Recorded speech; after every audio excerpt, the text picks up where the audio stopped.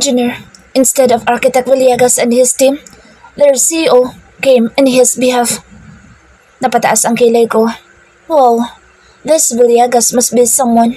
Cause if not, hindi pupunta dito ang CEO nila. Dahil sa sinabi niyang pinalitan ito ng CEO, medyo kumalma ako. I don't want this to happen again, Ana. This will be your last. Kapag naulit pa ito, magbalot-balot ka na. Mabuti na rin maliwanag sa kanya na ayoko na itong maulit. Tumango ito sa akin bago yumuko. Alam kong hindi niya kasalanang hindi dumating ang Villegas na iyon, pero hindi ako masaya na binibigla na lang ako ng ganito. Hindi ko na siya tinanong kung sino ang CEO na sinasabi niya. Dumiretso na ako sa meeting room. Baka kasi kapag nagtagal pa ako ay mas iinit lang ang ulo ko. Ayoko namang ibuntong kay Ana ang galit ko. Tama na yung alam niyang hindi ako masaya at ayoko itong maulit pa. My heels make sounds as I walk towards the meeting room. Tangang tunog lang mula sa takong ko ang maririnig na ingay dito. I straighten my dress and fix my hair bago ko binuksan ang pinto. As soon as I get in, a familiar scent filled my nose. Sobrang bango nito na halos sakupin ng amoy nito ang buong conference room. I saw a man wearing black suit sitting so confidently.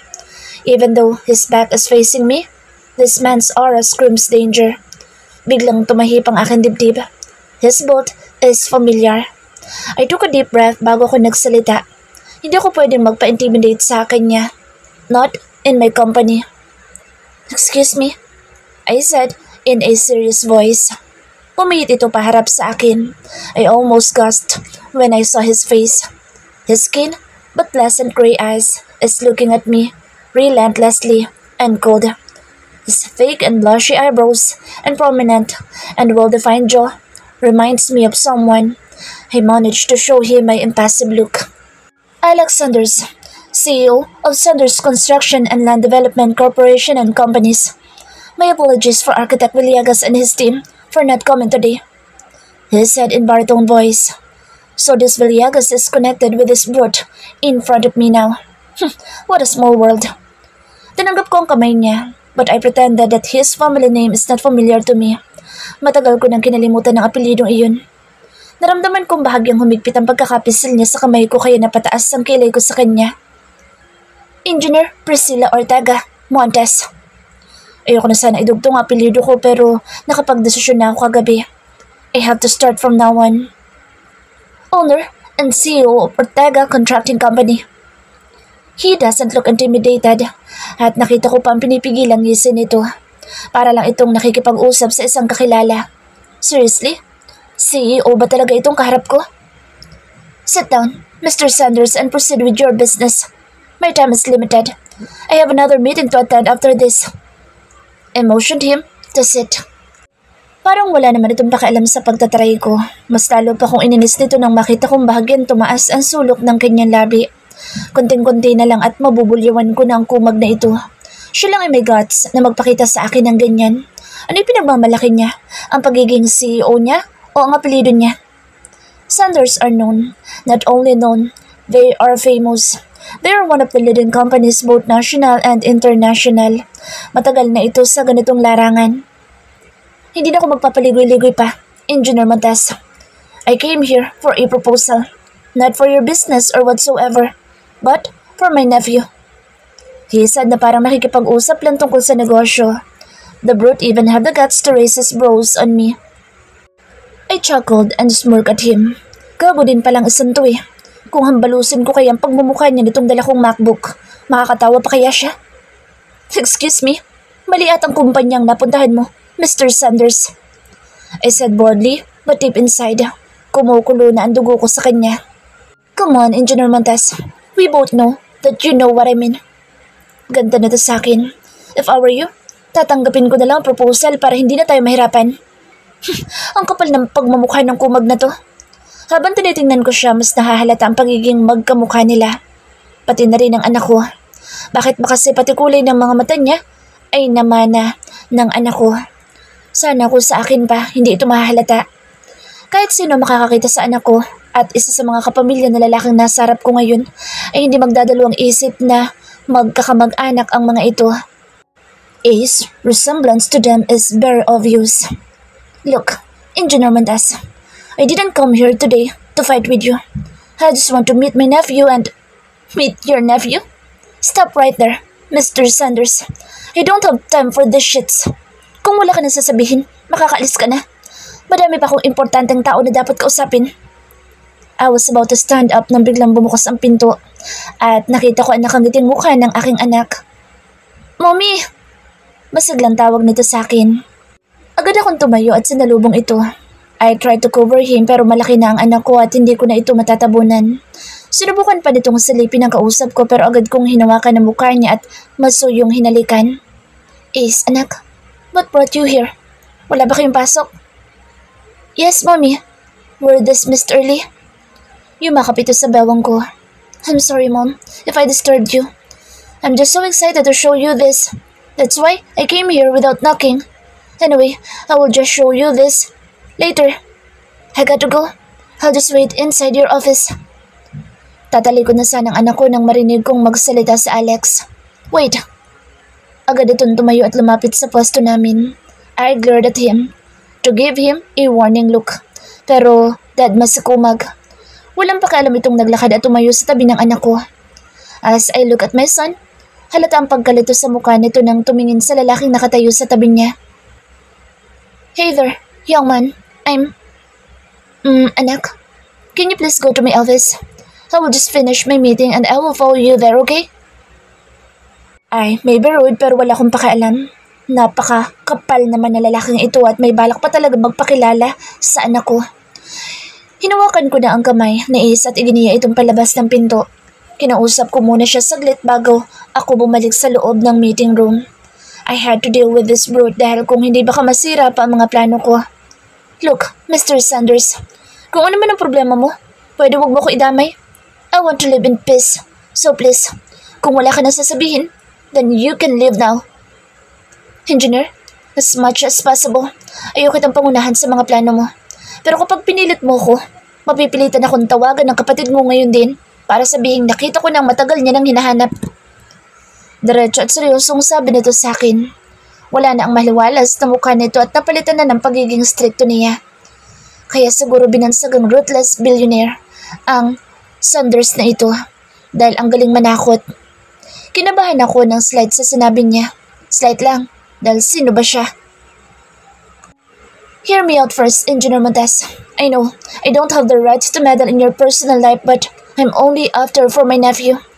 Hahayaan mo na lang ba ang anak mo na lumaki nagtatanong sa sarili niya kung nasaan ang ama niya? Ang lumaki siyang hindi kompleto? Stop! Wala kang alam sa nangyari sa akin. Who are you to say that? Ngayon mo lang ako nakilala. Hindi mo alam ang mga pinagdaanan ko sa kamay ng kapatid mo. I'm sorry kung nangyari yan sa'yo. But as a brother, alam ko ding hindi lang ikaw nasaktan. I don't want to be hypocrite, but I know his feeling. I've been there. Tinaguan din ako ng anak ko.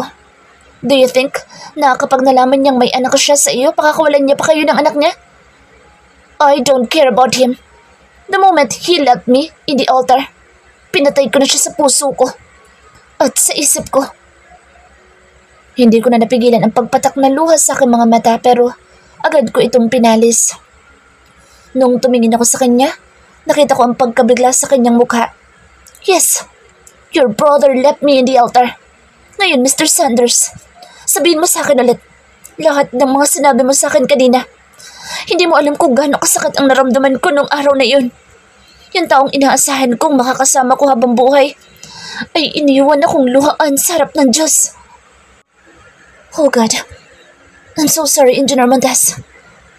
Nakita ko pang kinuyom nito ang kanyang kamao. Yun lang ang sinabi niya at agad na ito lumabas sa meeting room. Naiwan ako mag-isa doon at umiiyak. Kahit gaano pa katagal ang nangyaring iyon, ganoon pa rin katindi ang sakit na dulot nito sa akin. Muli ay bumalik sa akin ang alaala ng kahapon. BFF, andyan na naman sa labas si Akiro. Hindi mo pa rin ba siya harapin? Ilang araw na yung pabalik-balik dito ah. Dinig kong sabi ni Danny sa akin. Simula nung gabing hiniwalayan ko ito, halos araw-araw itong pabalik-balik dito sa boarding house namin. Magtatatlong linggo na. Minsan nga naiisip ko kung may trabaho pa ba ito dahil ginawa na nitong tambayan ang tapat ng boarding house namin. Noong isang araw nga, nagrereklamo na mga kapitbahay namin dahil hindi sila makadaan ng maayos dahil nakaharang ang sasakyan nito.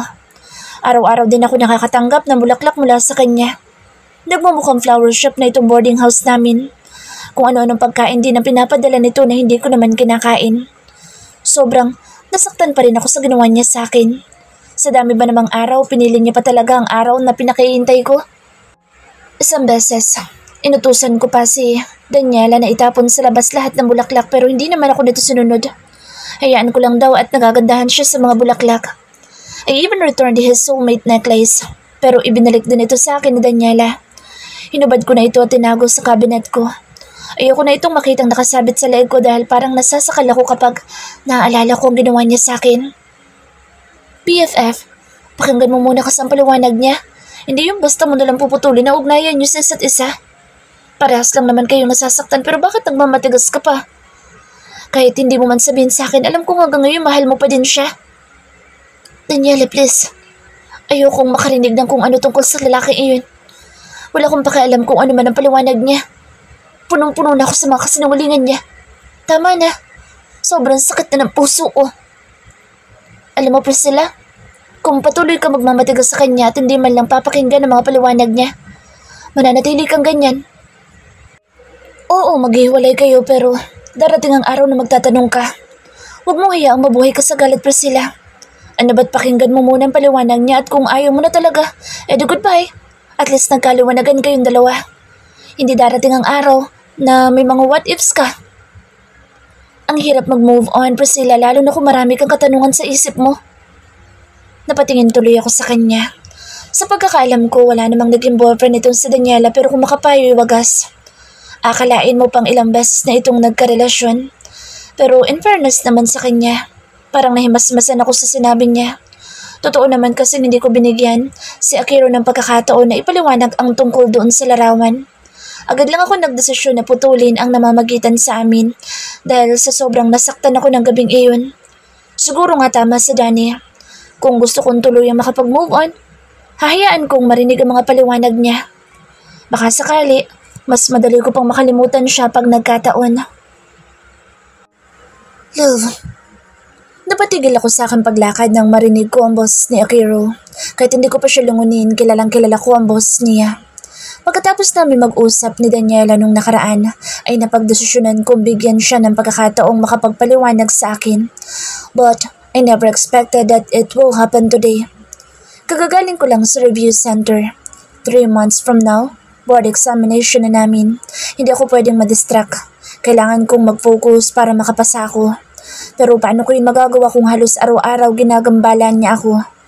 Kahit hindi naman niya ako kinakausap o nilalapitan, the mere fact na palagi siyang nakatambay sa harapan ng boarding house namin at palagi siyang naghihintay kung kailan matatapos ang review namin is really disturbing me. Pagod na din ako sa kakaiwas sa kanya. Minsan nabablangko pa ako. I find it hard to memorize those freaking formulas which make it harder for me to solve and analyze problems. Parang lalabas ng utak ko sa sobrang hirap sagutan ng mga tanong na hindi ko alam kung nag-i-exist ba sa totoong buhay. But what can I do? Part ito ng journey ko para maging isang ganap na inhenyero. Sayang naman ang 5 taong pinag-aralan ko kung hindi ko pagsisikapang maipasa itong board exam na ito. Love, please, let's talk. Dinig ko ang pagod sa boss niya. Ibang-ibang ayos niya ngayon sa dating ayos niya. Napansin ko medyo pumayat ito at nangingitim ang palibot ng kanyang mga mata. Umaba din ang kanyang buhok at may tumubong maliliit na balbas sa kanyang mukha. Ang dating maaliwalas niyang mukha at mga matang malamlam, ngayon ay napakalungkot tingnan. Ano bang ginawa niya nitong nakalipas at bakit naging ganitong ayos niya? I somehow feel guilty because I know I'm one of the reasons why he looks like this, exhausted and tired. But I cannot show him that I pity him. Kung sana hindi siya naging malihim sa akin, hindi kami aabot sa ganito. Pero ano pa bang magagawa ko? It's done. Hindi ko na may babalik pa. Ang pwede ko lang gawin ngayon ay pakinggan ang paliwanag niya para magkaliwanagan kaming dalawa. Kung ano man na maaaring kahinatnan nito, at least wala akong pagsisisihan. Walang tanong na patuloy na naglalaro sa utak ko. Please hear me, love. Pagkatapos nito, hindi na kita guguluhin. I just want to explain my side. Malakas ang buntong hiningang pinakawalan nito. Promise, this will be the last, love. Lalayuan na kita pagkatapos nito. Nakita kong nanubig ang mata nito kaya hindi ko na rin napigilang maging emosyonal. Inilang hakbang ako nito at niyakap ako ng sobrang higpit. Hindi ako nakagalaw dahil hindi ko inaasahang gagawin niya iyon sa akin. I miss you so much, love. Mahal na mahal kita. Hindi ko kayang mawala ka sa akin. Madamdamin itong sabi.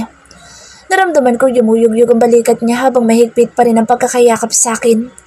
Narinig ko ang pagsingot nito kaya hindi ko na rin napigilan ang pagpatak ng luha sa aking mga mata. Namiss ko din siya. Sobra-sobra. Yung mga yakap at halik niya at ang pagiging malambing niya sa akin. Marahan ko siyang itinulak para makawala ko sa yakap niya.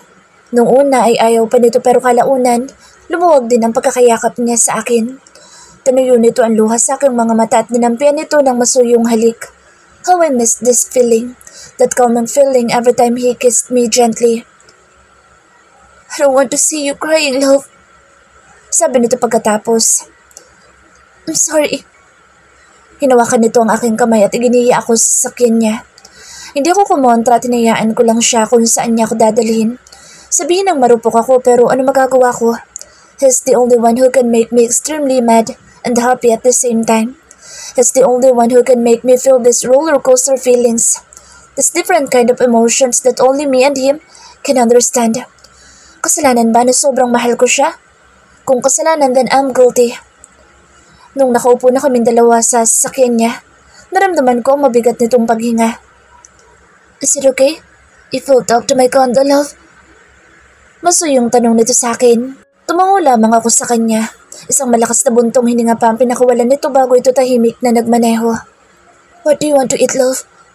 Tanong nito sa akin nang may madaanan kaming kainan. Nagkibit balikat lang din ako. Nagugutom ako pero wala din naman akong ganang kumain. Tumigil muna kami saglit at nag-take out ng pagkain. Pagkatapos namin makuhang order niya, dumiretso na kami sa condo niya ngunit nanatili lamang akong walang kibos sa loob ng sakyan. Sinusubukan niya akong kausapin ngunit tipid lang ang naging sagot ko sa mga tanong niya. Pagkarating namin sa condo niya, hindi pa rin kami nag-iimikan. Ramdam ko ang mga titig niya sa akin hanggang sa matapos kaming kumain at magligpit pero hindi ko pa rin siya pinapansin. Love, come here. Tawag niya sa akin dahil nagpaiwan ako sa kusina. Inilibot ko ang aking tingin sa paligid. I miss this place. I miss every corner of this unit. This place is my safe haven before. I find comfort and peace if I'm here. Pero ngayon, nag-ibang pakiramdam ko simula nang makita ko ang larawan na magkasama sila ni Katjana. Hindi ko maiwasang mag-isip na baka ginawa din nila ang mga ginawa namin sa lahat ng sulok ng bahay na ito. Once and for all, I want to know everything about him and Katjana. Kung hindi niya lang din naman sasabihin sa akin ng totoo, mas mabuti pang tapusin na lang namin ang lahat. Wala din naman patutunguhan ang aming relasyon kung puno ito ng kasinungalingan. Ayokong may inililihim siya sa akin dahil wala akong inilihim sa kanya. My life is an open book for him. Tumayo ito't lumapit sa akin nang nakita nitong hindi ako umaalis sa kinatatayuan ko. Hinawakan nitong aking kamay at iginiya ako paupo sa sofa na nasa sala. Love, tell me everything, Akiro. Putol ko sa kanya. I want to know everything between you and Katjana. Seryoso kong sabi sa kanya. Sabay hawi sa kamay niyang nakahawak sa akin. Nakita ko ang pagkabigla niya nung binanggit ko ang pangalan ni Katjana. Ganun ba siya? Kaapektado dito? Na kahit pangalan lang nito ay nag-iiba ang aksyon niya? Parang may maliliit na karayom ang tumutusok-tusok sa puso ko pero pilit ko itong inignora. Biglang nag-init ang pakiramdam ko at parang namamawis ang aking mga palad. Umayos muna ito ng upo at huminga ng malalim bago nagsalita. She is my first girlfriend. Sabi nito na tila nahihirapan. All my world revolves around her before. She used to be my everything and I love her so much to the point na wala na akong ginawa kundi sundin ang lahat ng gusto niya. I saw the pain in his eyes while saying these words. I didn't interrupt him because I want to know what happened to them. I gave her all my love, my trust, my time, my everything. Di wala akong tinira para sa sarili ko. Sa isip ko, siya na ang babae para sa akin. Siya na ang babaeng pinangarap ko na maging asawa at magiging ina ng mga anak ko. Ikinuyom kong aking kamao para pigilan ang sakit na nagsisimula ng kumalat sa aking sistema. Bawat salita na kanyang binibitawan ay parang punyal Napaulit-ulit na tumatarak sa akin puso. Ang sakit palang malaman na ang mahal mo ay may ibang minahal. Minahal nga ba o hanggang ngayon mahal pa? Nakita kong may pumatak na luha sa kanyang mga mata.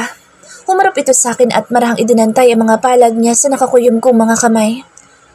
Kasama ko siyang binuo ang lahat ng aking mga pangarap. Siya naging inspirasyon ko para pagbutihin ang aking sarili. Tumigil ito sa pagsalita at nakita ko ang pag-igting ng kanyang mga panga. Until one day, I found out that she's cheating on me. And you know what's worst? Isang malakas na buntong hininga na naman ang kanyang pinakawalan. She cheated on me with my best friend. May pumatak na luha sa kanyang mga mata. Hindi ko alam kung saan ako nagkulang sa kanya at nagawa niya sa akin yun. Sa pagkakaalam ko, ginawa ko naman ang lahat para maging masaya siya sa akin. Patuloy nito. I broke up with her. Hindi ko kayang tanggapin na nagawa niya ako lukuhin sa kabila ng sobrang pagmamahal na binigay ko sa kanya. Humingi siya sa akin ng isa pang pagkakataon pero tinapos ko na lahat-lahat sa amin. She continued wooing me. Kung dati ako ang habol ng habol sa kanya, bumaligtad ang lahat nung nahuli ko siya sa mga kalokohan niya. I moved on, healed, and forgot everything about her until I met you. Unang kita ko palang sa'yo sa isla, alam kong may kakaiba sa'yo. I felt something strange na kahit sa kanya hindi ko naramdaman. That night, when I saw you in that pageant, I thought my feelings changed. But I still felt that connection. That strange feeling even if it's been years. Nung una kinaibigan lamang kita dahil gusto ko malaman kung ano ba itong nararamdaman ko para sa'yo, but as days goes by, I am falling for you so deep and so hard that I couldn't even fathom what I feel. Noong una natatakot ako ipakita sa iyong nararamdaman ko dahil natatakot ako na baka mangyari ulit ang nangyari sa amin. Pero habang tumatagal hindi ko kayang nakikitang masaya ka lalo na pagkasama mo yung kaibigan mong lalaki. Kaya kahit natakot ako, sinubukan ko pa rin. Sabi ko sa akin sarili, iba ka. Ibang iba sa kanya at doon ko napatunayan na tamang desisyon ko na mahalin ka. Yes, love. Hindi pa man tayo matagal na kitang mahal pero hindi ko lang masabi sa iyo noon dahil naisip ko na baka layuan mo ko. Na baka mas mahal mo yung lalaking kaibigan mo. When you said yes to me, that's the happiest day of my life. Pakiramdam ko na buhay ako ulit. Binigyan mo ako ng bagong pag-asa, bagong inspirasyon at bagong pag-ibig. Ngunit isang araw bigla niya na lang ako sinugo dito. Iyak siya ng iyak nang nalaman niyang may bago na ako mahal. Hindi niya matanggap na kaya ko siyang palitan dahil sabi niya hanggang ngayon ako pa rin daw ang mahal niya. But I swear, love, wala na akong nararamdaman sa kanya. Ikaw na ang mahal ko, love. Ikaw na ang lahat sa akin. Nung sinabi ko noon sa'yo na dito siya natulog, totoo yun, love. But promise, hindi ko talaga alam na nasa kabilang kwarto lang siya. That day, I was waiting for you outside your university when she asked me if I could bring her to Veronica kasi may pag-uusapan daw sila at saka nasira daw ang sasakyan niya. But the next day, I was terrified when she sent me a photo of me and her lying together in one bed, naked. But I swear, love, wala nangyari sa amin. Alam ko dahil pagod na pagod ako nung araw na iyon. Sa dami ng trabaho sa opisina, halos hindi na ako makakain sa dami ng kailangan kong tapusin. I even forgot to send you message and answer your call sa sobrang dami ng trabaho ko. She threatened me that she will send you the photo kung hindi ko susundin na gusto niya. She knows that I love you so much, love, na hindi ko kakayanan kung mawala ka sa akin. That photo, she used it every time to scare me. Naging duwag ako sabihin sa iyo, love, dahil natatakot ako na baka hindi mo ko pakinggan. That day during your graduation, I was there. I witnessed it, love. I'm cheering for you from afar. Gusto ko ipagsigawan kung gaano ako ka-proud sa'yo pero nanatili ako sa sulok dahil natakot akong sirain niyang mahalagang araw mo. I even prepared a surprise for you here in the condo that night, love. Pero hindi ko na nagawang ipakita sa'yo. Akala ko larawan lang na magkatabi kami ang hawak niya pero hindi ko alam, love, paano nangyaring may video siyang nakapatong ako sa kanya. Hindi klaro ang mukha ko pero kita naman ang likod ko. But I swear to God, love, I swear to my life, I know walang nangyari sa amin. Sigurado ako. I don't love her anymore at hindi ko kaya makipagsiping sa babaeng hindi ko naman mahal. Pero nadala ako ng takot ko. That night of your graduation, she knew that I prepared something for you but she let me choose between you and her. Of course, I chose you kaya sa galit niya sinabi niya ipapasa niya sa'yo lahat-lahat na larawan na hawak niya. And she even said that she has another video of me and her doing those things. Ayoko na masira ang pinakamahalagang araw sa'yo, love, kaya pinuntahan ko siya sa kanila para sana kausapin ng maayos at ipaintindi sa kanya na wala na kami. But when I reached there, I was more surprised when she hugged me tightly and everybody's taking photo of us and congratulating the both of us. As much as possible, I don't want to embarrass their family dahil malapit sila sa amin. Ayoko din ipahiya siya sa gabing iyon sa harap ng mga magulang niya kaya wala akong ginawa. Umalis ako agad sa bahay nila, love, dahil alam kong hindi rin naman kami makakapag-usap na maayos dahil sarado ng utak niya. She wants us back together but I don't. Ilang beses ko sinubukan tawagan ka pero nakapatay na ang phone mo. Sinubukan kong tawagan si Daniela hanggang sa nalaman kong nandun pala kayo sa bahay ng kaibigan niyo. Ilang oras ako naghintay sa'yo sa labas ng boarding house niyo, love. Dahil sa isip ko kahit late na magsaselebrate pa rin tayo pero iba nangyari. Biglang pumiyok ang boses niya. You broke up with me. You left me without even hearing my side. You hated me so much kahit hindi ko pa napapaliwanag ang sarili ko. I thought your love for me is enough and strong that you will have the strength to listen to me before giving up. Pero wala. Tinapos mo lahat sa atin ang gabing iyon. Nakita ko ang mga luha nag-uunahang pumatak sa mga mata niya. Seeing him in pain makes me guilty. Ilang araw at gabi ako nakabantay sa harap ng bahay niyo sa pag-aakalang kahit konti. Mahanap po sa puso mo ang pagpapatawad sa akin. Dahil pinangahawakan ko ang katiting na pag-asang makasakaling maawa ka. Pag nakita mo ako nahihirapan at nasasaktan din. I want to give up but I just couldn't do it. I love you so much, love, na isipin ko lang na mawala ka sa akin parang mamamatay na rin ako sa sakit. Mahal na mahal kita, Priscilla. Mas pipiliin kong ako na lang masaktan, wag lang ikaw. Do you really believe na kaya kitang lokohin? Tanong nito sa akin. Kita ko ang sakit sa kanyang mga mata. Hindi ko na rin maiwasang umiyak kasabay niya. I hope you could forgive me for giving those things to you, love. I'm sorry for being weak. I regret hiding those things that ends up hurting you. After hearing what he said, hiyang-hiya ako sa sarili ko. Kung sana'y pinakinggan ko muna siya, sana'y naging maayos ang lahat sa pagitan namin dalawa. Tama siya, mas pinairal ko ang aking pride na hindi ko man lang siya iniyaang makapagpaliwanag. Nanginginig ang buong katawan ko. Pakiramdam ko nanghihina na ako. Simula kanina hanggang sa natapos itong magsalita, iyak lang ako ng iyak. I'm sorry, Aki. I'm sorry. He knelt in front of me and gently pulled me closer to him for a tight hug. I cried harder on his chest, para akong batang humahagulhol habang nakayakap sa kanya. I'm sorry for hurting you, okay? I'm sorry if I gave up so easily. I'm so sorry for not fighting for our love. I'm sorry for every... Hindi ko na natapos ang aking sasabihin nang inatake na ako nito ng halik. Those rough and punishing kiss. I couldn't contain my emotion anymore. I fight back the intensity of his kisses. I miss him. I miss everything about him. Bigla itong huminto at marahang lumayo sa akin. Ngunit nanatili pa rin itong nakaluhod sa harap ko. He pulled out a small red box in his pocket and I was shocked nang binuksan niya ito. Nakita ko ang isang sing-sing. The ring is the same design with the soulmate necklace he gave me. The diamond is designed into a heart shape. Love, we've been through a lot of heartaches and pains, but still, my love for you grows stronger and bigger each passing day. Today, I want to prove to you how much I love you and how much I'm willing to be with you for the rest of my life. How much I wanted you to be the mother of my children and how much I wanted you to be my wife.